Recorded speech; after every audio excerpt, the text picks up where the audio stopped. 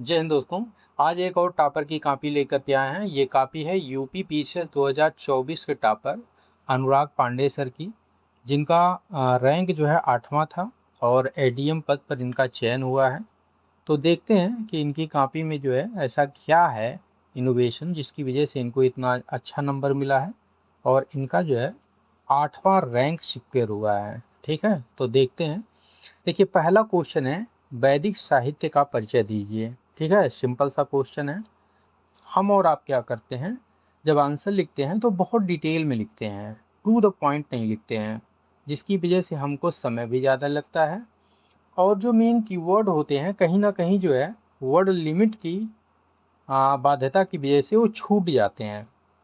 बहुत सारे कीवर्ड छूट जाते हैं जिसकी वजह से हमको अच्छा नंबर नहीं मिलता है, पूरा नंबर नहीं मिलता। और जब हम लंबा चौड़ा जो है सेंटेंस का प्रयोग करते हैं तो उसमें जो मेन कीवर्ड होते हैं छुप जाते हैं और जो एग्जामिनर है उसका ध्यान उस पर जो है जल्दी नहीं पड़ता है, क्योंकि एग्जामिनर इतना जो है डिटेल में पढ़ने का जो है बोझ नहीं उठाना चाहता। वो चाहता है कि सिंपल वे में जो है लिखा रहे आंसर और मेरी एक नज़र पड़े और मैं समझ जाऊं कि हाँ बच्चे ने जो है क्या लिखा है। ठीक है, तो आपको जो है इसी तरह से आप कॉपी देखिए, इसी तरह से आपको टू द पॉइंट लिखना है। देखिए, इंट्रोडक्शन में क्या लिखा गया, इंट्रोडक्शन जो है 3 लाइन में लिखा गया है। तो इंट्रोडक्शन सिंपली जो है 15 से 20 वर्ड में लिखना चाहिए, ज़्यादा जो है लंबा चौड़ा इंट्रोडक्शन नहीं लिखना चाहिए। ठीक है, अब जब हम आंसर राइटिंग करते हैं तो एक समस्या और उत्पन्न होती है। इंट्रोडक्शन और कंक्लूजन जब लिखते हैं तो दिमाग में जो है कीवर्ड आते ही नहीं है, समझ में ही नहीं आता कि क्या हमको लिखना है। हम भूल जाते हैं, पूरा ब्लैंक हो जाता है दिमाग। ठीक है, तो इसका एक सलूशन है कि जो आपका सिलेबस है उसमें जो मेन कीवर्ड हैं उन मेन कीवर्ड का जो है इंट्रोडक्शन आप तैयार करके पहले से रखिए। इसे कहते हैं रेडीमेड इंट्रोडक्शन एंड कंक्लूजन।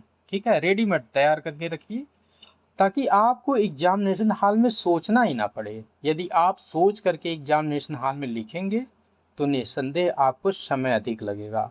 ठीक है, तो सोचना ही ना पड़े, खट से वहाँ पर दिमाग में आए और जो है आप तुरंत लिख दीजिए। ठीक है, चूँकि पहले से तैयार रहेगा तो पहले से आप जो है मेन कीवर्ड का जो क्या नाम है परिभाषा है उसको तैयार रखिए और कुछ जो है रेडीमेड कंक्लूजन वगैरह तैयार रखिए। तभी आप जो समय है ना उसमें आप अपने 20 क्वेश्चन को जो है कवर कर पाएंगे। देखिए, इंट्रोडक्शन बहुत ही सिंपल लिखा गया है, देखते हैं। देखिए, इंट्रोडक्शन में लिखा गया है कि वैदिक साहित्य वैदिक काल में अलौकिक विषय धर्म दर्शन पर लिखे गए ग्रंथों को कहा जाता है। इन्हें अपौरुषीय किसी पुरुष द्वारा रचित नहीं कहा जाता है। ठीक है, तो जो वैदिक साहित्य थे वो अपौरुषीय थे। ठीक है, तो सिंपल वे में 3 से 4 लाइन में, इससे ज़्यादा आपको नहीं लिखना है। ठीक है, प्रयास करना है 15 से 20 वर्ड हो। ठीक है, इसी तरह से कंक्लूजन भी आपको 15 से 20 वर्ड में लिखना है। ठीक है, अब देखते हैं कि मेन बॉडी में क्या लिखा गया है। देखिए, मेन बॉडी भी जो है जो प्रीलिम्स के फैक्ट हैं वही यहाँ पर जो है डाले गए हैं। टू द पॉइंट लिखा गया है, अनावश्यक जो है शब्दों का यहाँ पर प्रयोग नहीं किया गया है, जिससे एग्जामिनर को देखते ही समझ में आ जाए कि हाँ आंसर जो है सही है या जो है खराब है। ठीक, एक ही नज़र में आप खुद देखिए, एक ही नज़र में आपको जो है समझ में आ जाएगा कि कितना अच्छा लिखा गया है। ठीक है, हाँ एक चीज़ और जो है लोगों के दिमाग में रहा था कि क्या नाम है, हैंड राइटिंग कितना मैटर करता है। तो देखिए, हैंड राइटिंग मैटर करता है। यदि आपका हैंड राइटिंग अच्छा है तो बहुत अच्छी बात है, और यदि जो है अच्छा नहीं भी है तो इतना तो अच्छा आपका हैंड राइटिंग होना ही चाहिए कि किसी को पढ़ने में जो है समस्या ना हो, एग्जामिनर ठीक से जो है पढ़ के और समझ ले। ठीक है, इस स्तर का आपका हैंड राइटिंग रहना चाहिए। ठीक है, अब जो है इतना भी मैटर नहीं करता है कि आपके जो है आंसर में क्वालिटी ना रहे और आपका हैंड राइटिंग बहुत अच्छा रहे तो आपको नंबर मिल जाएगा, ऐसा नहीं है। ठीक है, हैंड राइटिंग मैटर करता है लेकिन क्वालिटी उससे ज़्यादा मैटर करता है। तो क्वालिटी और हैंड राइटिंग दोनों पर जो है फोकस करना है।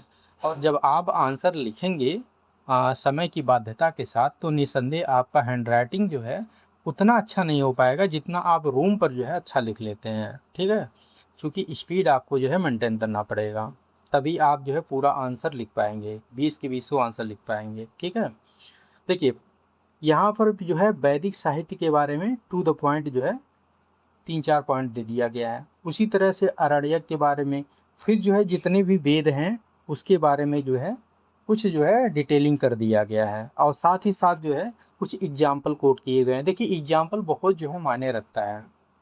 यदि आप जो है अपनी बातों को उदाहरण के साथ यानी कि एग्जाम्पल के साथ रखते हैं तो वो ज़्यादा प्रमाणिक माना जाता है, और इससे ये भी लगता है एग्जामिनर को कि आपके अंदर कनेक्टिविटी पावर जो है बहुत अच्छी है। ठीक है, तो ये स्किल जब आप जो है लगातार प्रयास करेंगे, जब अनवरत जो है आंसर राइटिंग करेंगे तो अपने आप बिल्ड हो जाएगी। नहीं तो आप बुक पढ़ भी लेंगे उसके बाद आंसर राइटिंग करने का प्रयास करेंगे, तब भी आपको जो है चुनौतियों का सामना करना पड़ेगा।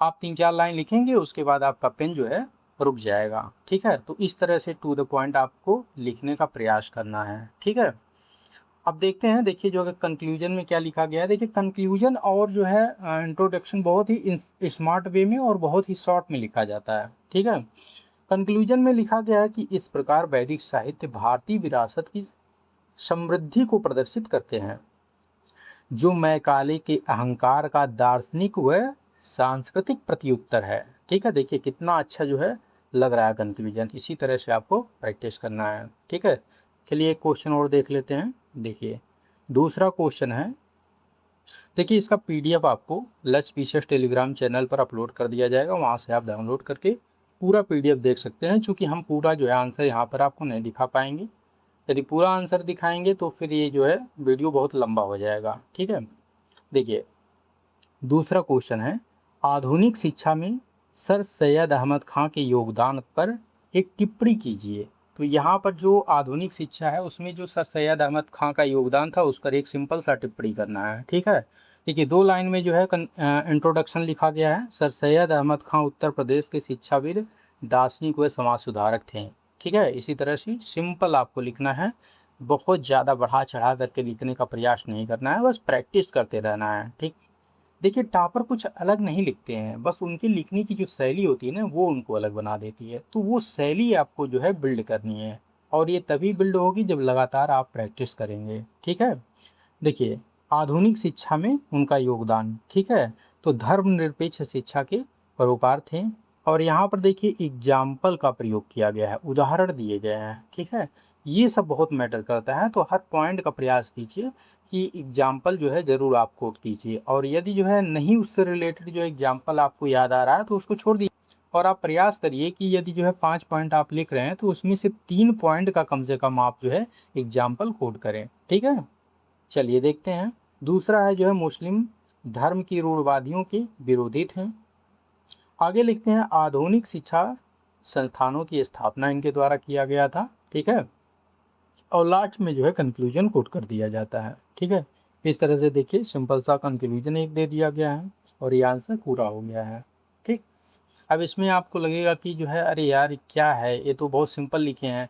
तो हाँ बिल्कुल सिंपल लिखे हैं, और सिंपल ही आपको लिखना है। जब आप सिंपल वे में लिखेंगे तभी आपको अच्छा नंबर मिलेगा। ठीक, बहुत जटिल बनाने का प्रयास नहीं करना है। यदि आप आंसर को बहुत जटिल बनाते हैं तो आपको नंबर नहीं मिलेगा। ठीक है, उस चीज़ों को भूल जाइए। तो सिंपल लिखिए ताकि जो है ईजिली सबको समझ में आ जाए। आप जो है इस तरह से जो है रिप्रेजेंट कीजिए अपने आंसर को, ताकि देखते ही जो है एक नज़र में समझ में आ जाए कि हाँ आपके आंसर में क्वालिटी है। आपने जो डिमांड किया गया है उसके अकॉर्डिंग आंसर लिखा है। ठीक है, तो डिमांड और सप्लाई का विशेष ध्यान रखना है। ठीक है, तो इसको आप जो है लच पीसेस टेलीग्राम चैनल से डाउनलोड कर सकते हैं और वहाँ से पूरी कॉपी आप देख सकते हैं। ठीक है, चलिए मिलते हैं नेक्स्ट वीडियो में, तब तक के लिए जय हिंद जय भारत।